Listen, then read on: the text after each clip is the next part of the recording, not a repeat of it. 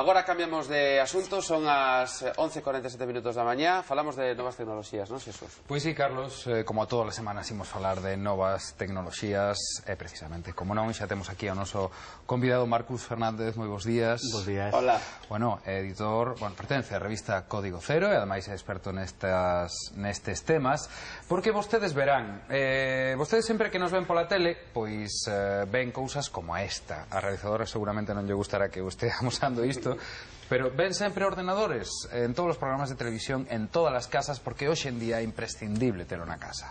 E dicindo iso, non lle descubrimos nada a ninguén, a non ser que estivese metido dentro dunha cova durante os últimos 10 anos. Pero as dúbidas e as incertezas chegan a hora de tirar da tarxeta para mercar un. Que ordenador nos convén?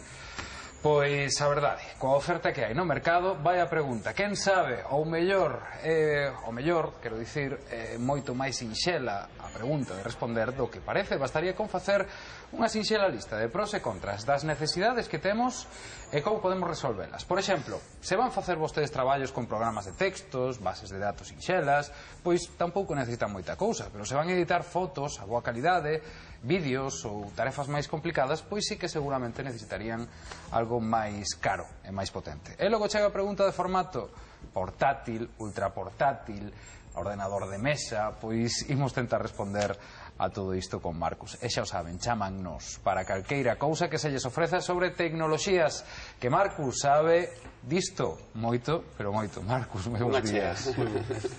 Bueno, que nos recomendas para un usuario medio que eu quero estar na casa, navegar por internet, facer 4 textos que teño que facer do traballo para o día seguinte, que sei eu? Pouca cousa.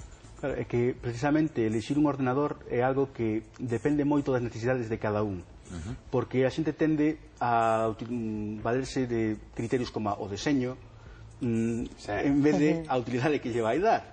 E así, por exemplo, se puxo moi de moda o de mercar ordenadores portátiles para telos como se foran ordenadores de sobremesa, o sea, coller un portátil e poñelo na mesa e telo aí sempre enchufado a corrente.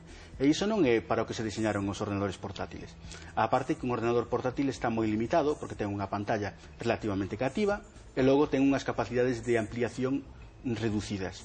E así, se nós non temos pensado levar o ordenador dun lugar a outro, cómprenos mercar un sobremesa, e dentro dos sobremesas temos xa moitas gamas. Xa non hai solo o típico cunha torre enorme, que ao final colocamos un monitor ao lado, teclado e rato, senón que agora temos tantos de torre enorme, que son os que quererían os usuarios máis avanzados para poder ter moita capacidade de disco, gravadoras de DVD e outro tipo de cousas que lle poden ir incluindo, e tamén hai outros sistemas máis compactos e incluso o que lle chaman agora todo en un, que son ordenadores que están todo metido dentro da mesma pantalla. Sí, que son unha pasada. Tes unha pantalla que colocas na mesa, enchufalle un rato e un teclado, e xa tes o ordenador completo, polo que ainda ocupa menos que un portátil. Pero bueno, que esa pantalla, hai que dicir que tamén ten un certo tamaño, non? Ten un certo tamaño, hai nas incluso de 15 polgadas, o sea, hai nas pequeniñas, pero o normal é tender a 19 polgadas, e incluso hai algún que chega ás 24, co que xa temos un pedazo pantallón.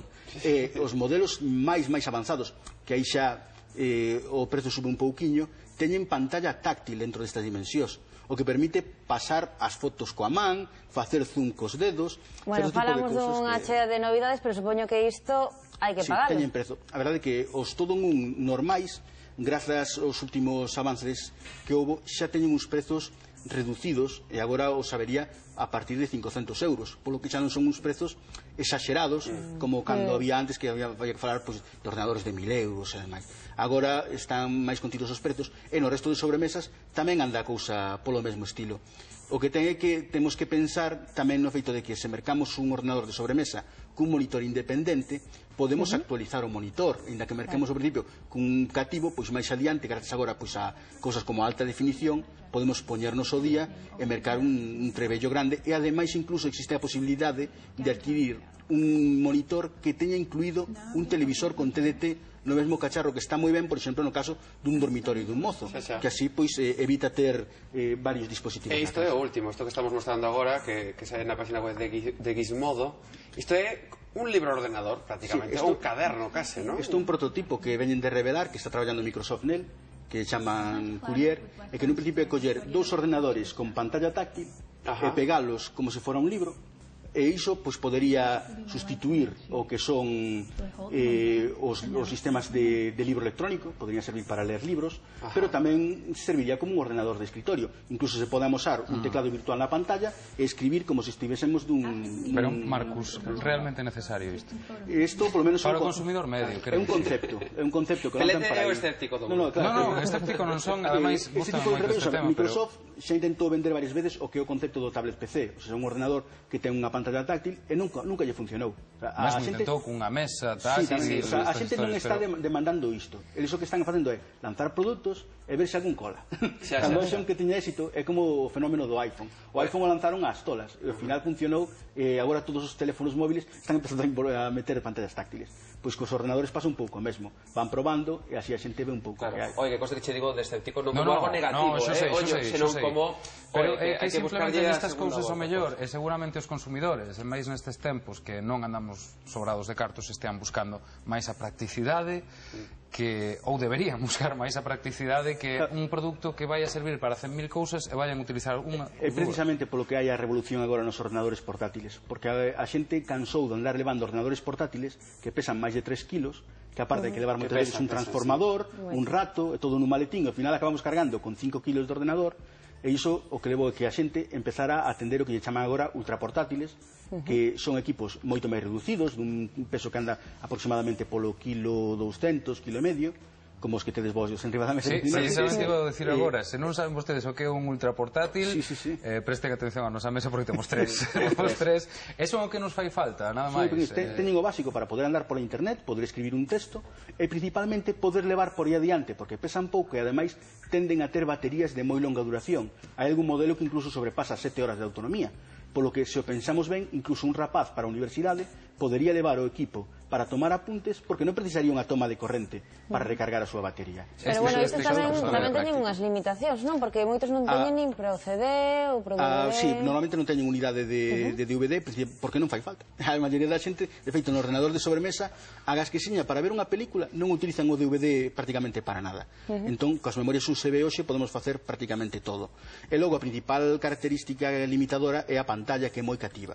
É para un uso prolongado e incómodo. Pero se pode combinar incluso cunha pantalla externa. Unha persoa pode mercar un ultraportátil e despois na casa enchufalo a un monitor grande para poder estar máis horas diante del. Claro, acontece que houve moita xente que comprou os 3 ultraportátiles e logo, polo prezo, non? Porque era moi atractivo comercialmente, dicías, tío, isto sae por nada, por 2 patacóns, e despois chegaban as sorpresas desagradables neste caso. Claro, é que iso foi o feito de estar mal aconsellado, porque merca un equipo sen guiarse na necesidade que ten del, e así compras o que non debes, porque o ultraportátil ten unha limitación de procesador, de memoria, de velocidade, que acaba non podendo sustituir totalmente a un ordenador de sobremesa.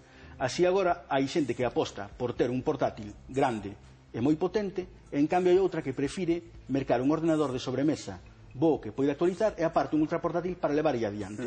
Todo depende das necesidades de cada un. Se unha persoa viaxa moito ou non, pois compensaralle un xeito ou outro.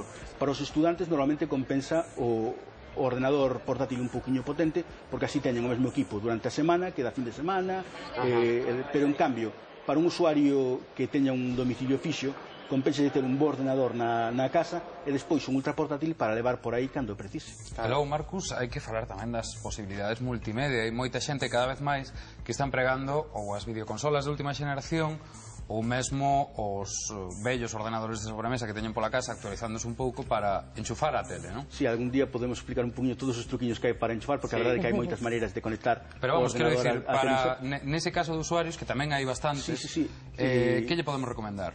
Por unha parte, os portátiles potentes agora xa empezan a incorporar as propias tomas de alta definición para poder enchufar os televisores modernos e poder ver as películas e series sen problema, pero recoméndase máis utilizar ordenadores de sobremesa configurados co que lle chaman media center, ou xa orientados aos contidos multimedia, cuns programiñas que fan moi doado o manejo dos contidos e poder utilizar un mesmo mando a distancia para poder cambiar entre as películas, os nosas cancións, as nosas fotografías. Que fácil non lo pos sempre, Marcus. A verdade, estas cousas son tan complicadas. Recomendaríamos algún programiña co que vai ser todo moito máis doado do que parece.